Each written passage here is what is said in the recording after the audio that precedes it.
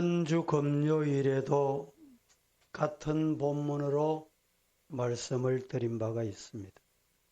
지난주 금요일 제목이 무엇이었죠? 일주일 지났으니까 잊어먹을 법도 합니다. 행복한 신앙인이라는 말씀으로 말씀을 드렸습니다. 오늘은 행복한 피스토스,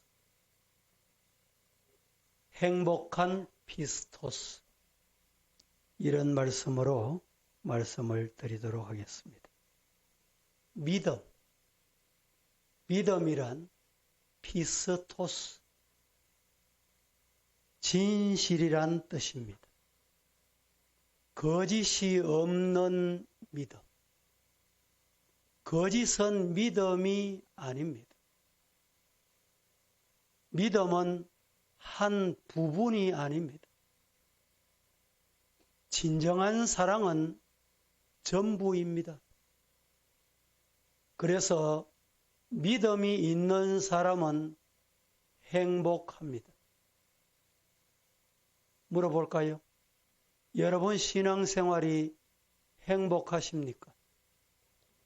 행복한 피스토스, 믿는다는 것이 얼마나 행복인지를 아셔야 합니다. 신앙은 세상의 눈으로 보면 흡입니다. 오늘 본문은 이 말을 바꾸면 거룩한 흡의가 신앙이다, 이런 뜻이 되겠습니다. 거룩한 낭비라는 말입니다.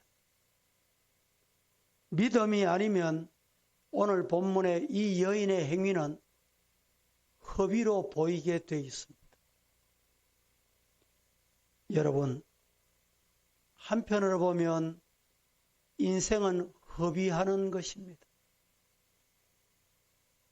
태어나면 살기 위해 발부둥합니다.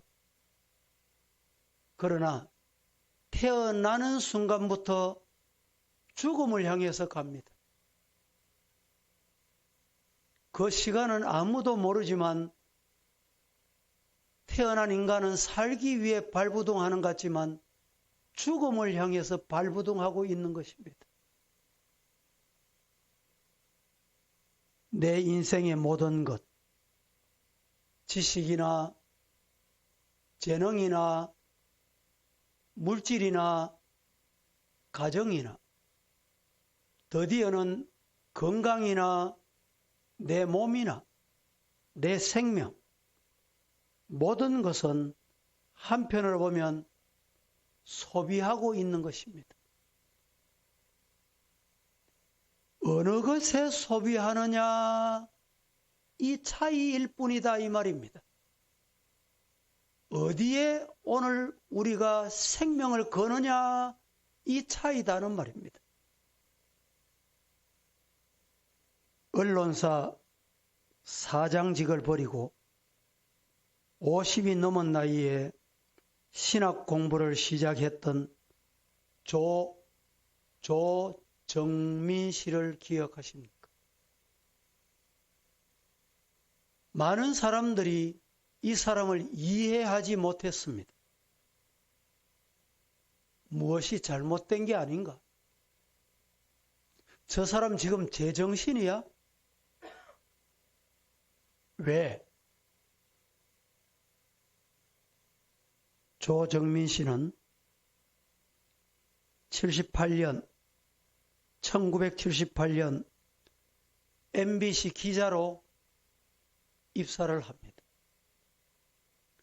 워싱턴 특파원 9시 뉴스 데스크 앵커, 보도국 제작부장, 보도국장, 엘리트 코스만 밟은 조정민 씨. 2001년 만성적자였던 MBC의 인터넷 자회사 IMBC 사장직을 맡고 얼마나 견디나 보자. 주변에서 시선이 몰릴 때 단 1년 만에 그는 그 회사를, 부도날 회사를 단 1년 만에 흑자로 돌려놓았습니다. 그런데 어느 날 갑자기 사장직을 과감히 던져버리고 목사가 되기 위해서 신학교에 들어갑니다. 그는 언론사에서 명예와 물질의 부족을 모르고 살던 그가 기자의 기록에 의하면 모든 것을 버리고 백수로서 하나님의 뜻에 그의 인생을 맡겼다는 것입니다. 정말로 예수님을 그리스도로 만나보지 아니한 사람은 조정민 씨를 도저히 이해할 수가 없었습니다. 여러분, 예수 만난 사람, 진정한 신앙인의 모습을 보여준 것입니다. 네가 내 안에, 내가 네 안에 있으면 이런 현상이 나타나더라. 그가 보여준 겁니다. 마음을 다하고 뜻을 다하고 목숨을 다한 신앙의 모습을 보여줬습니다. 어떻게 그럴 수 있었을까요? 한마디로 하나님 날 사랑하시는 것을 체험한 거예요. 경험한 거예요.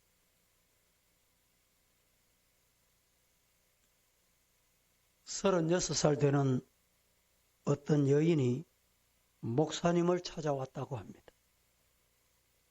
목사님, 저를 위해서 기도해 주십시오. 그 여인은 36세 나이에 중앙대학교 영문과 교수였습니다. 그런데 그가 하는 말이, 목사님, 금년 말로 저는 퇴직을 합니다. 목사님이 깜짝 놀랐습니다. 왜 그러시냐고.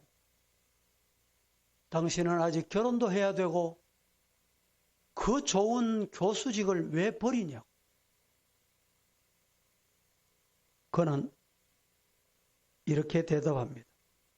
목사님, 제가 하나님으로부터 받은 이 탤런트를, 이 은사를 저 아프리카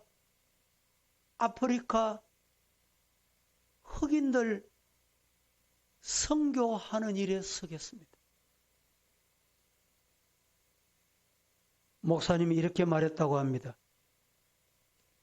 지금까지 교수가 되기 위해서 명문대를 나오고 외국 유학을 다녀오고 그 어려운 과정을 통과하여 얻은 자리인데 당신이 어떻게 그렇게 쉽게 포기하느냐 물었답니다. 그래서 그녀는 목사님께 이런 대답을 합니다. 이 직업보다, 이 자리보다 하나님이 더 기뻐할 자리가 이 자리인 것 같습니다. 그래서 이 자리를 버리겠다는 거예요.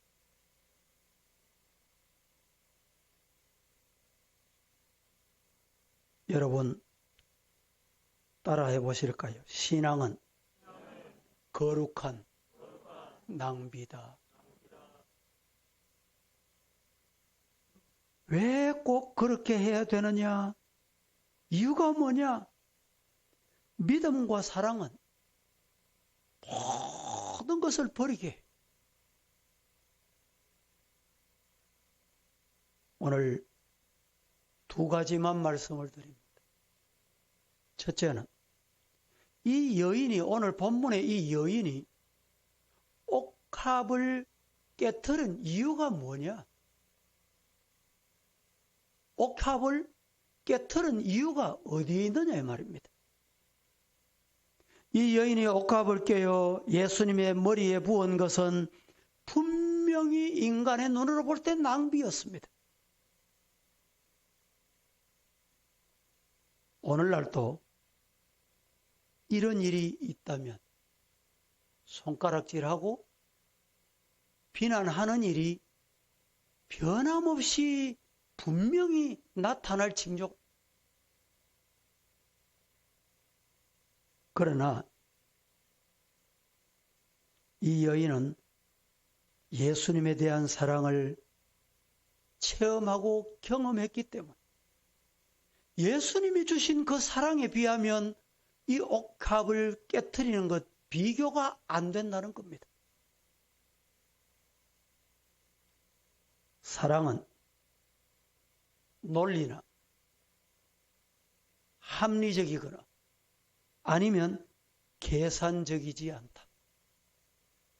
사랑은 논리적이지도 않고 합리적이지도 않고 계산적이지도 않은 것이 사랑입니다.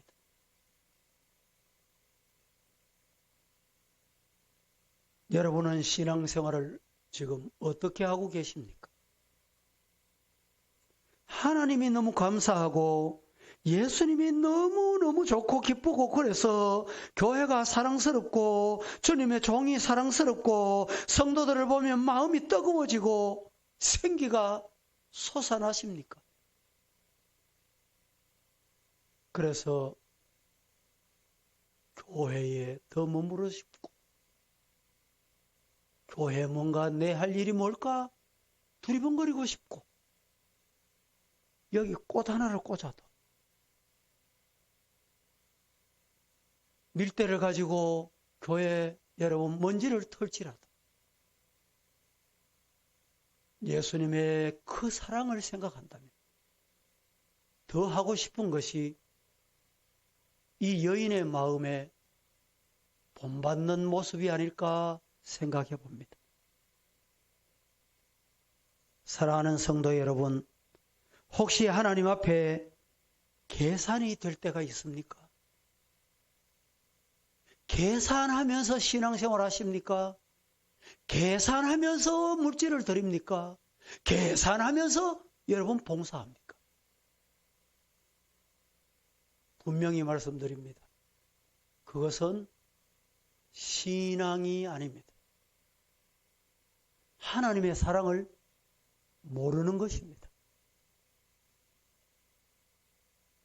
어느 교회 목사님께서 신문을 펼치고 보다가 기업의 광고가 나오고 새로운 제품이 나오면 광고 나오는 모습을 보고 야, 이 생수 정수기보다 더 좋은 생수가 있는데 그 생수가 뭘까요?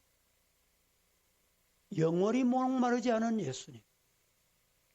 어떻게 예수님 광고는 단 한 번도 안 나올까? 설교를 이렇게 했대요. 설교를 마치고 어떤 젊은이가 찾아왔습니다. 목사님 말씀을 들으면서 거룩한 허비, 거룩한 낭비자가 바로 자신이 되겠습니다. 여러분 보세요. 요사이 동성애 때문에 난리법석입니다. 우리 크리스찬 교회들이 왜 동성애를 반대하느냐 성도들에게 알리고 또 일반인들이 왜 동성애를 반대하는지 교회가 앞장서는지를 알려야 되겠다. 조선일보 제일 뒷면에 광고 하나 내는데 돈이 여러분 1, 200만 가지고 되는 게 아니에요.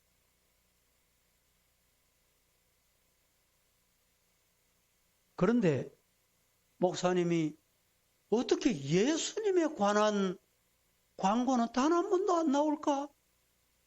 예수님이 길이요, 진리요, 생명이다. 이 말씀 보는 그 영혼이 주님의 벽으로 돌아올 텐데. 젊은이가 찾아와서 목사님, 저가 거룩한 허비자가 되겠습니다. 일간지 단 한 번이라도 좋으니 예수님은 길이요 진리요 생명 되십니다. 헌신하겠다는 것이었습니다. 여러분, 이것은 인간의 계산법으로는 분명히 낭비입니다.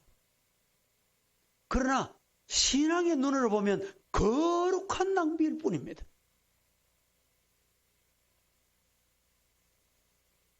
두 번째, 거룩한 낭비자에게 주시는 은총이 있습니다. 거룩한 낭비를 하는 자에게 하나님이 은총을 베풀어 주십니다. 믿습니까? 이 여인이 향유를 붓고 머리털로 예수님의 발을 씻겼습니다. 주변 사람들의 비판 소리가 있었지만 예수님은 저를, 그 여인을 더 이상 괴롭히지 말아라. 저가 나에게 좋은 일을 했느니라. 누구의 말씀이지요? 예수님의 말씀입니다. 그저 사랑의 표현으로 향유를 부은 것인데 예수님은 아주 좋은 일을 하셨다고 그 여인을 칭찬하셨습니다. 오늘 본문 10절을 보겠습니다.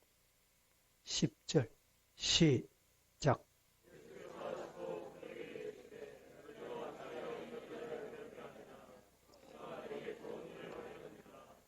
12절 시작. 13절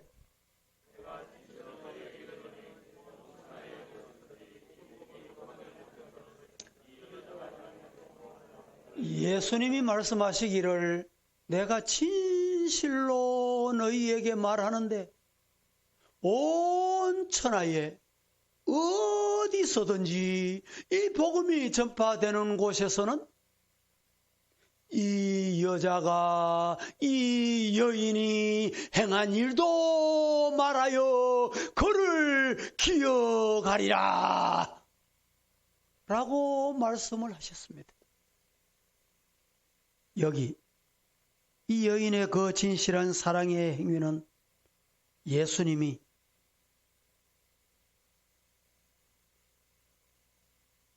칭찬하시고 계십니다. 이 여인이 예수님께 향유를 부은 것은 한 가지 이유입니다. 예수님을 통해서 받은 사랑. 그 사랑이 향유 부음으로 고백이었던 것입니다. 예수님은 하나님의 아들로서 그리스도가 되심을 고백하는 행위인 것입니다. 그리스도, 즉 제사장, 그리고 왕됨을 고백하는 고백이 향유를 부은 것입니다. 이 고백의 표시로 향유를 부어서 머리털을 풀어 씻겨 드렸다는 말입니다. 이 말씀은 따라합니다. 사랑은 말로만 하는 것이 아니다. 따라합니다. 신앙은 이론이 아닙니다. 고백입니다. 고백은 내 마음이요, 내 삶이요, 내 헌신입니다. 믿습니까? 삶으로 고백해야 돼. 헌신으로 고백해야 돼. 몸으로 고백해야 돼. 물질로 고백해야 돼. 향유로 고백해야 한다는 것입니다. 앞서 소개했던 조정민 사장, 그가 이런 고백을 했습니다. 젊었을 때의 목표는 자기가 근무하는 사장으로 있는 회사를 싹 바꾸는 것이었답니다. 그러나 예수님을 믿었을 때 깨달은 것이, 바꾸어야 할 것은 회사를 바꾸는 것이 아니고, 회사의 직원들을 바꾸는 것이 아니고, 내가 바뀌어야 되겠다. 내가 바뀌어야 되겠다는 것을 깨달았다는 것입니다. 그는 또 이렇게 말합니다. 30대는 세상을 바꾸어야지. 30대는 내가 세상을 바꾸리라. 그런데 40대가 되면 바뀌었어. 40대 때는 내 마누라를 바꿔야지. 내 자식을 변화시켜야지. 그런데 그것이 모두 다 실패였다고 합니다. 예수님을 믿고 깨달은 것이 세상을 바꾸고 세상을 비판하는 것이 아니라 자신을 반성하고 사랑을 통해서 가정을 올바로 세울 수 있고 결국은 사회가 구원받는다라는 사실을 깨달았노라.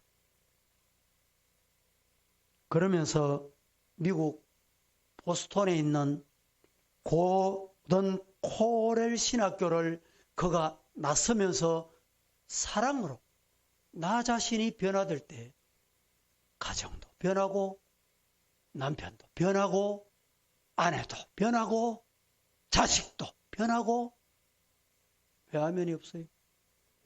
사회도 변하더라. 누가 변해야 돼요? 내가 변해. 저 인간이 변해야 돼가 아니고 저 인간이 바뀌어야 돼 그게 아니라 내가 변해야 돼.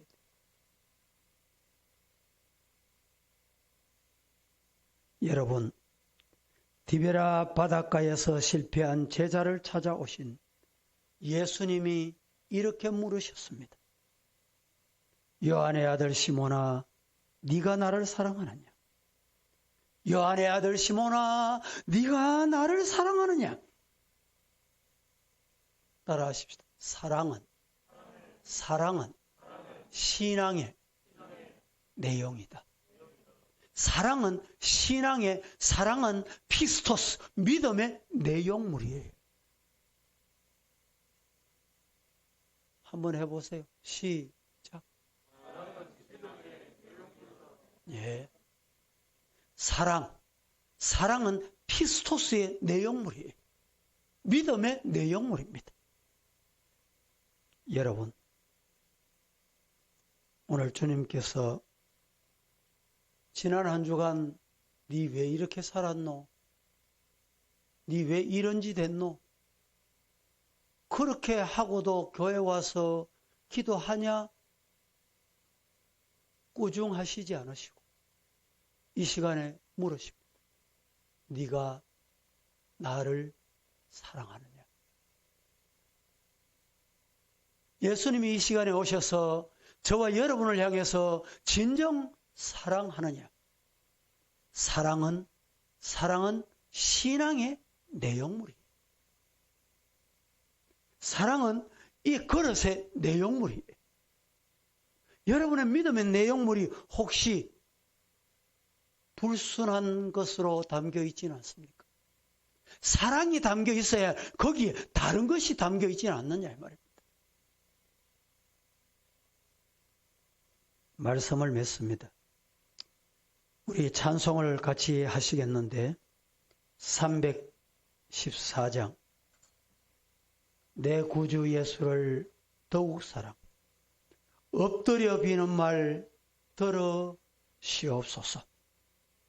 내 진정 소원은 내 구주 예수를 더욱 사랑하는 것입니다.